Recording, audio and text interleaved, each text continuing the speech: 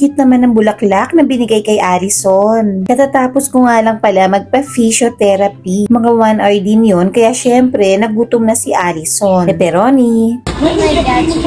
Mabuti na lang at may restaurant malapit dun sa clinic na pinuntahan namin. At dahil mahilig talaga sa pizza si Alison, ito yung kanyang in-order. Ang yummy naman kasi talaga nito. O tingnan nyo naman ang mozzarella cheese. Ang dami. Ang sarap nito, promise.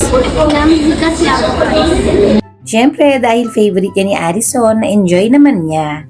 Natuwa si Alison dito sa hand washer na nakita niya sa bathroom. Trending daw to ngayon sa TikTok. Totoo ba? Tapos dito yung tissue. Kasi walang tissue. Try natin. First, may lumabas na soap. Then, sumunod agad yung water pang rinse. Kailangan pala, pag nakita mo yung violet na yan, tanggalin mo na agad yung kamay mo kasi